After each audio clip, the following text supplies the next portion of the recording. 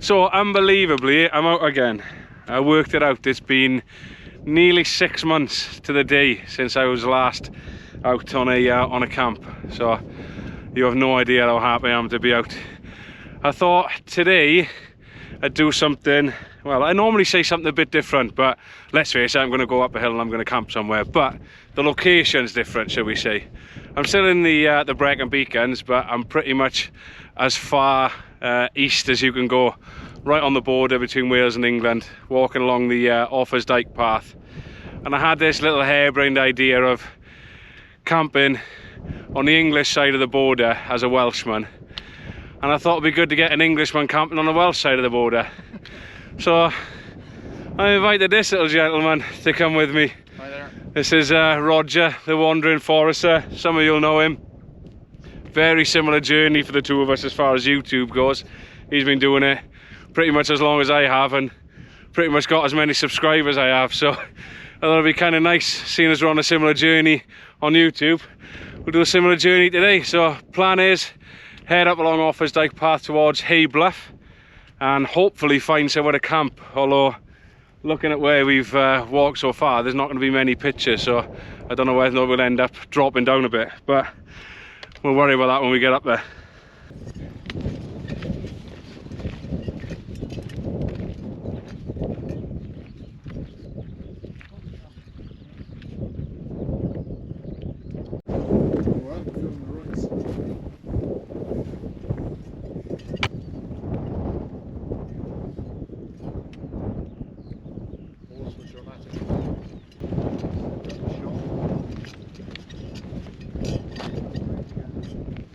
So as most of you know, if you're from the UK, we've had nothing but rain for months on end.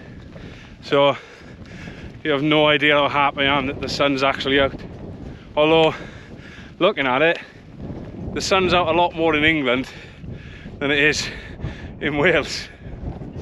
We've come up from the Welsh side, from Bannau Priory, walked up the side of the ridge to not far off Hatterhall Hill on that end, and then like I said, we're heading for Bluff or somewhere around that way on the other end.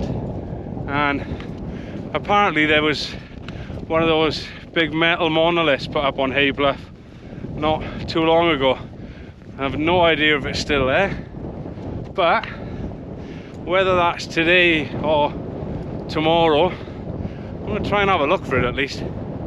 In the meantime though, I'm enjoying this nice ridge walk in the sunshine at last, and the weather forecast says it's going to be like this pretty much the rest of the day and all night. So no rain in the forecast and very light winds, so we'll see though. It is Wales after all. Just. I'll tell you what though, there's some epic skies. Roll on, summer.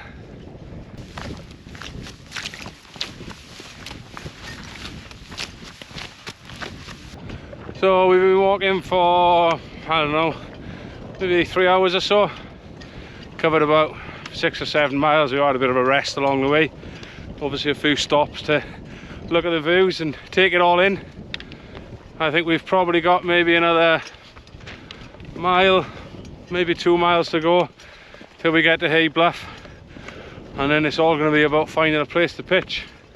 So far it's been slim pickings, if I'm being honest, so I'm not sure where we'll end up, but either way I want to try and stay up as high as I can, just because you know me, I like getting the views. But whether that comes to fruition or not, I don't know.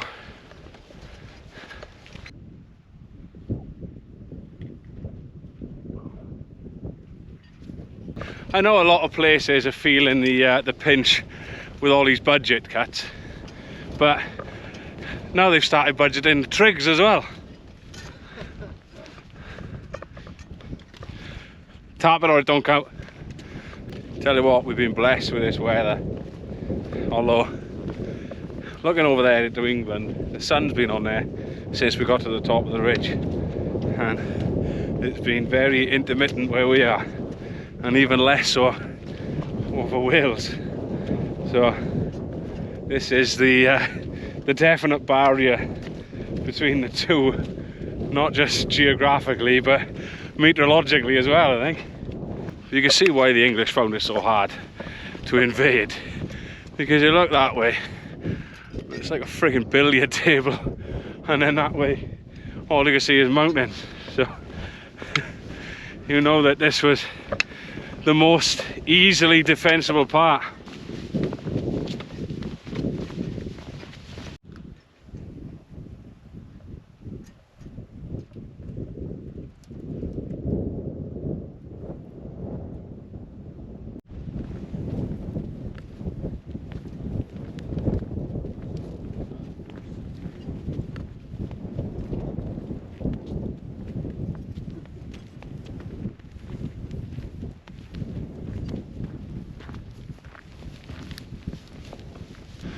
So we're just coming up to Bluff now. You can see the trig point, and we've looked all the way along the ridge as we've walked for places to pitch and not found an absolute bean. So hoping that there's going to be a couple of little patches up on Bluff here to pitch the tents. But what it does mean is that we can go and have a look at that weird metal monolith thing. First of all though, you got to touch the trig.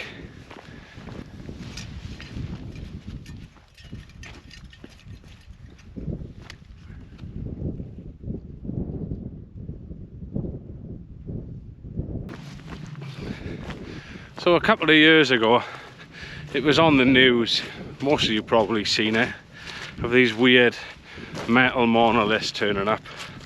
And like I said earlier, one has turned up on Bluff. So I'm going to go and have a look. And if I get beamed up anywhere, whoever finds this camera, post the video.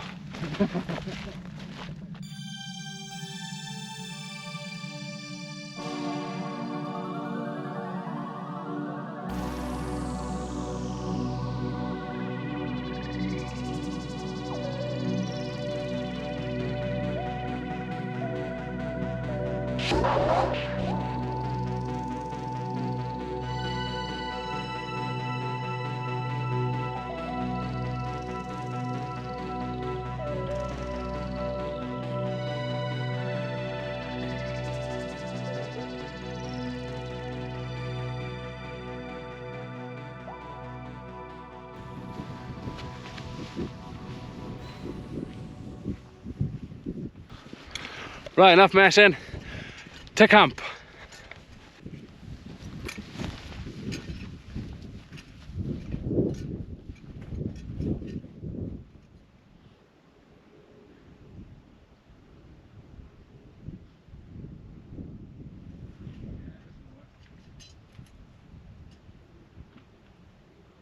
Not sure if it is on the border or not, but we're going to call that bit England. I'm going to call that bit Wales.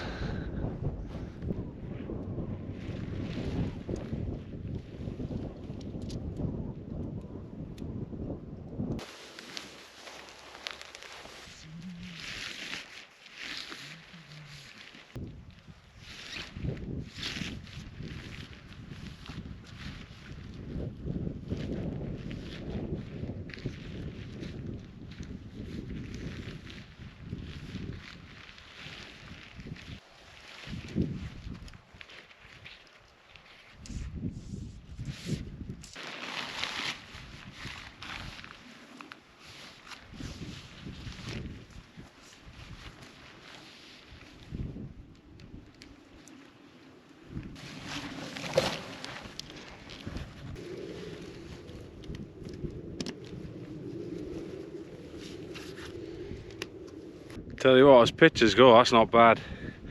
Ground is absolutely perfect. No problem at all getting stakes in. Considering that we've found nothing all day. That's a great little spot.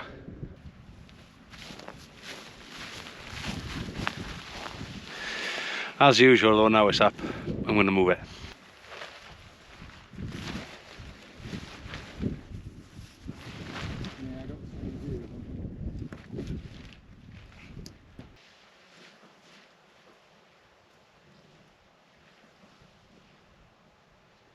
I'd say that's pretty good.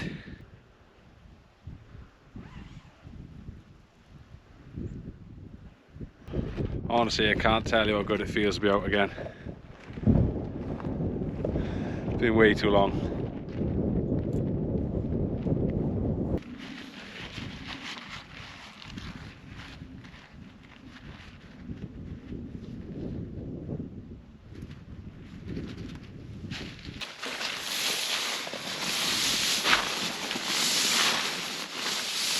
So first thing, as always for me, is to get my my sleeping bag out, give her plenty of time to loft up, and get my air mat pumped up, just because it takes a little bit of time, and it just means I can get everything set up nice and early and spend more time relaxing with a beer.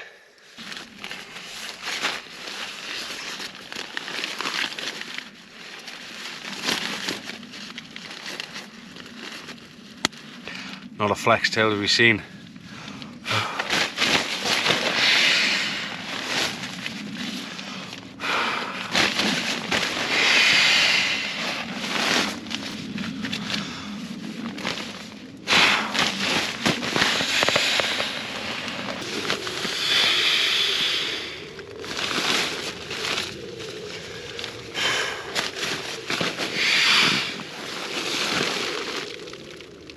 You might want to come back in a bit.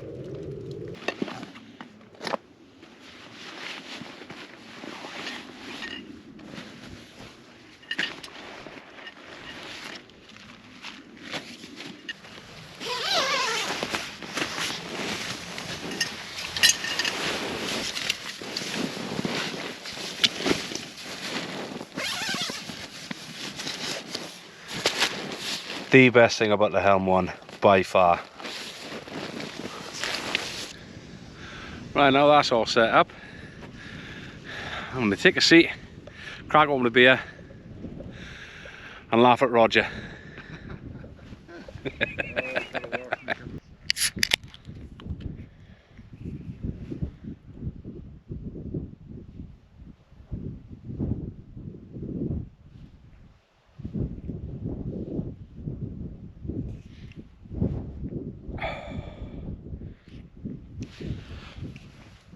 It's the simple things in life.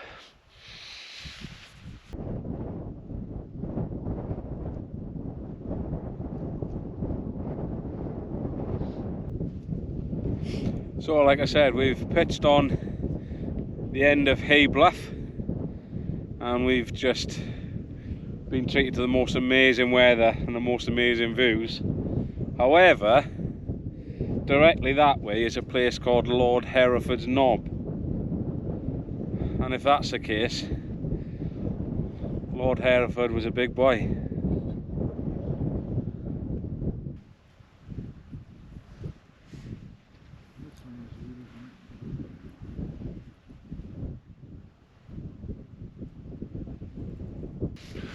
Right, so sun's going down, which means the temperature's also going down. Got the gloves, the hat, and the down jacket on. Me and Roger have sat for, I don't know, an hour or so and chewed the fat about all manner of things. We've just been talking about the two tents that we brought. I'm in the Helm one as usual, and Roger's in, what was it called again? Big Sky Chinook 1P. Chinook 1, that was it. So it's a tent that he's been using for a while as well, but we were saying how happy we are with our tents, and Roger said it's the first time probably two guys have been out camping together and both been happy with their tents, and he's probably right. But we're just getting ready to see the last sliver of sunlight, and the colours are starting to come through now, and it's absolutely stunning. And like I said before, we've lucked out big time on this spot.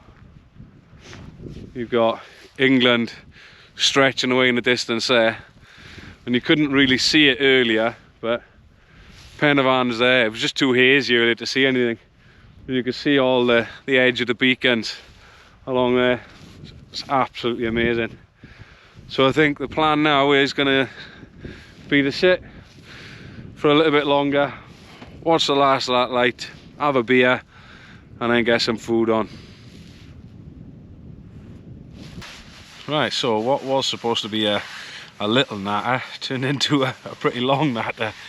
We sat out and we watched the sunset, and then we cracked open another beer and sat and chatted for a while, and next thing you know, it is 10 o'clock and neither of us have eaten, so I think it's time to get a bit of grub on.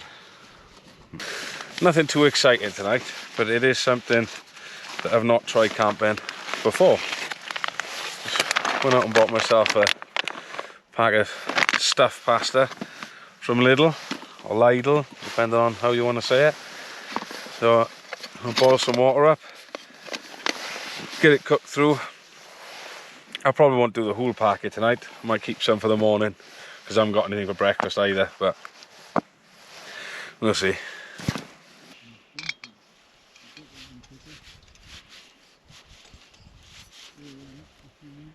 So as promised in one of my last videos, I've brought the aluminium cook set with me today.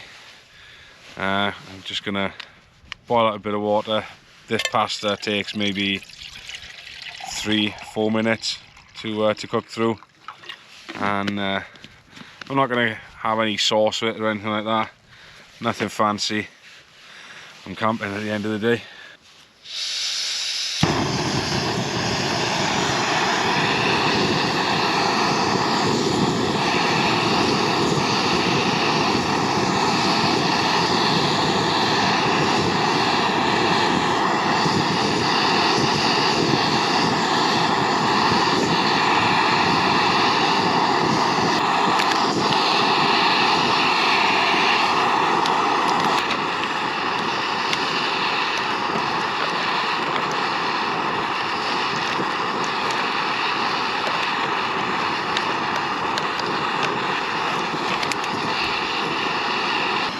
I was going to leave some till the morning, but it's all going in.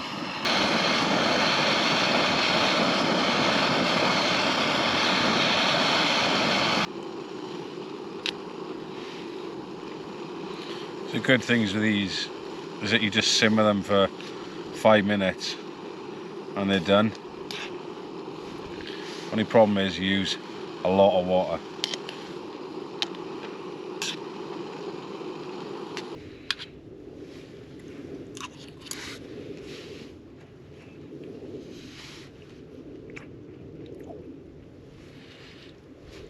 Wow. That's nice. Very different to the norm.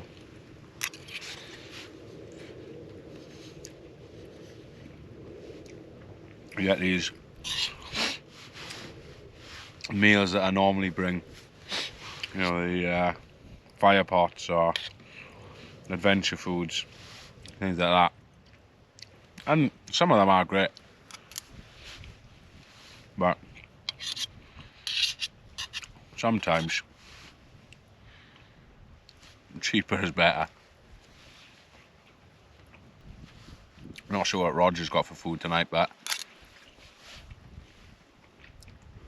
for anyone who's watched this channel, you know he normally brings cheese and biscuits with him, and I was hoping for that tonight,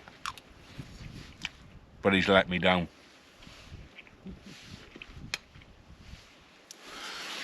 So just finished my pasta, and Roger overheard my my cheese and biscuits comment, and he's brought me this little homemade energy bar with coconut and rolled oats and cherries, all wrapped in chocolate. So I'm going to say he's redeemed himself. You never mentioned you didn't bring the wine.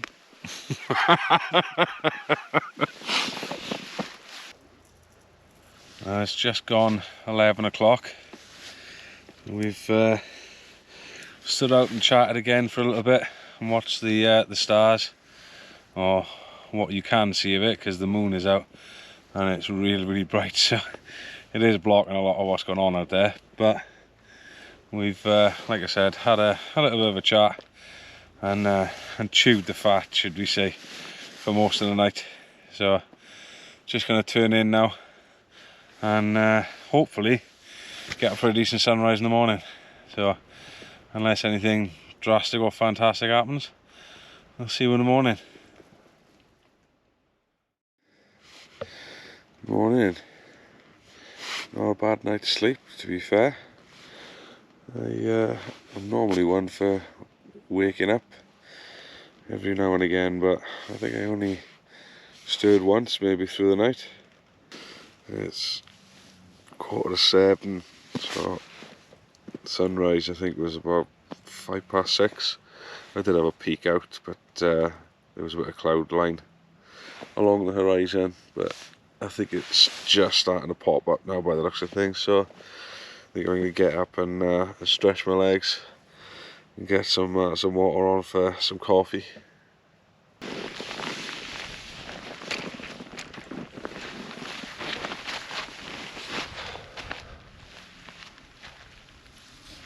Yeah, it looks like there's a bit more cloud coverage than we had last night, but still, it was dry all night.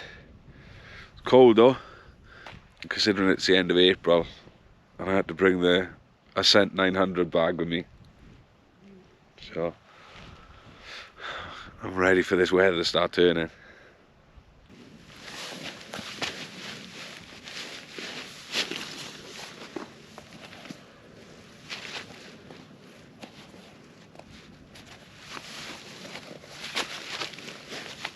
I said it yesterday, we lucked out with this spot. It is absolutely awesome. Looking over all the, I think it's the Wye Valley down there, and somewhere over there is the Severn Valley as well. So it's amazing when you come to places like this, which I've noticed especially in the weekends. You can be in what feels the middle of nowhere, and then when night comes, you see how close you are to all these little towns and villages. If you look that way, that's the entire range.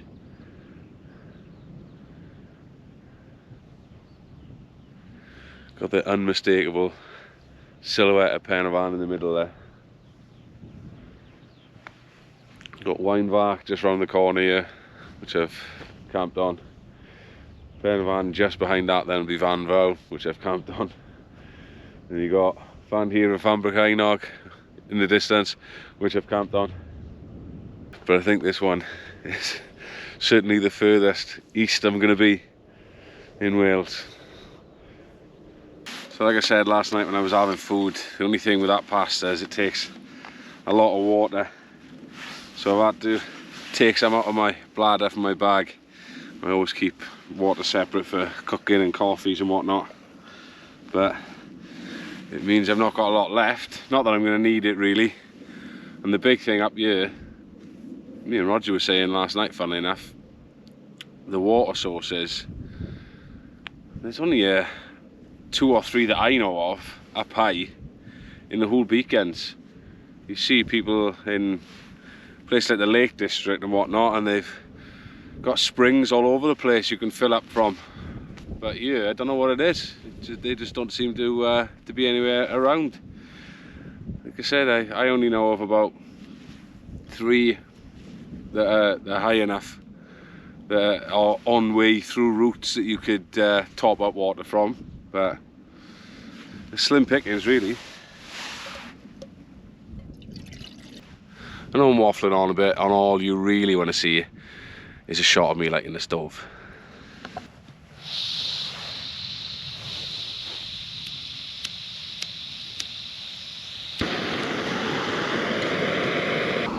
Not even going to bother putting the lid on, there's so little water in there just for a coffee. It'll be quick enough anyway.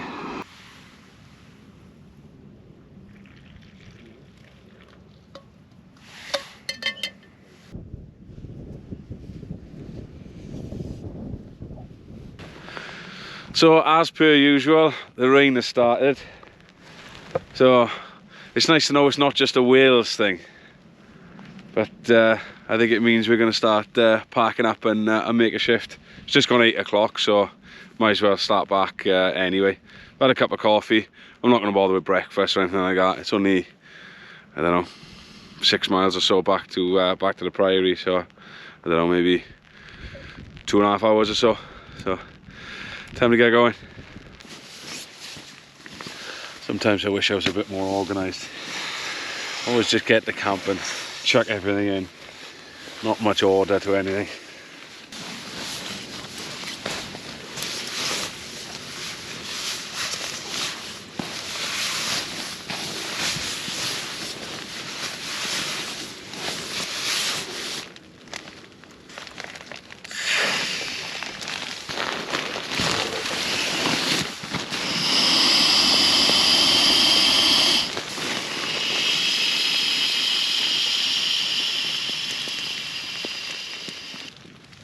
I'm not sure if it's the best thing to do, but I always try and follow the fold lines from when it came packed originally. Not sure whether that'll create a weak spot. It probably will, but it's done me well enough for a few years, so I'm going to keep doing it that way.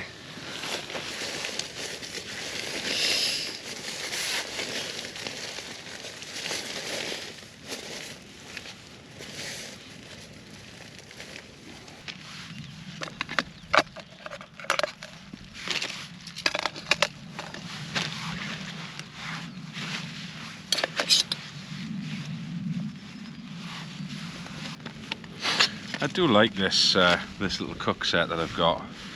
Because last night when I had my pasta, I cooked that in the bigger pot, and then I used the smaller one as kind of a plate to eat out of, rather than trying to worry about draining in the water from the big pot.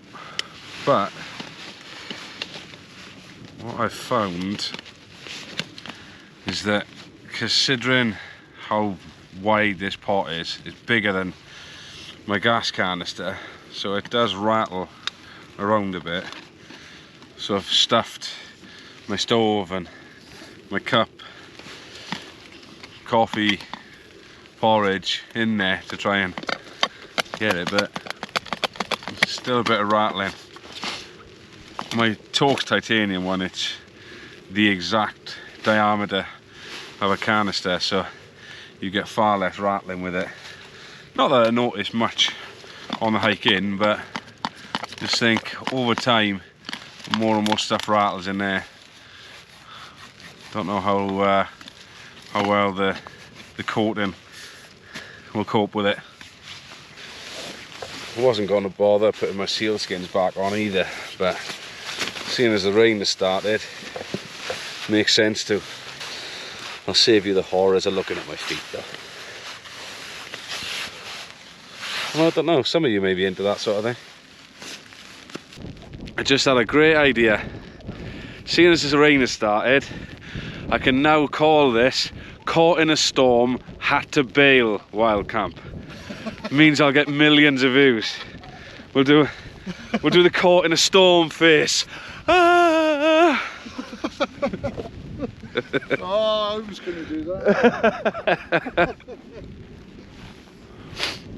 Right, nearly all packed up. Just got to start putting everything back in the bag.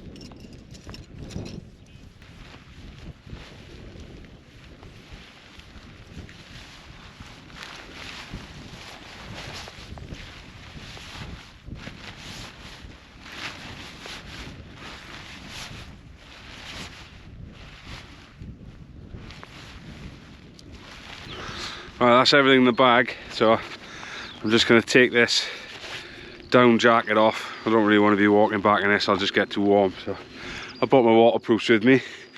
Luckily enough, you always got to prepare for the worst when you're out in the sticks. So yeah, nearly ready to go.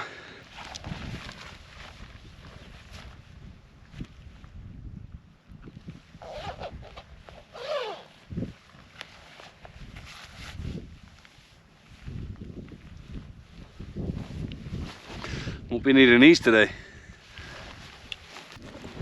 Well, that's it, all packed up. Here's the obligatory leave no trace shot. You know the score. So we're just going to head back a little bit along the way we came, but then there's a turn off that goes down to Capel Ffryn, and we're going to hug the road then all the way back to Llanddoni Priory. But yeah, it's been a really good camp, gotta say. Just want to thank Roger as well for coming along on this one and joining me on English Welsh border camp. Don't know what I'll call it yet, but if you haven't already, head over to Roger's channel. I'll leave a link down below. Make sure you subscribe to him as well. He's out way more than I am, so you'll see a lot more on his side of things than mine. So with that in mind, I'm going to wrap it up here. All's left to say is thank you very much for watching. Hope you all enjoyed it.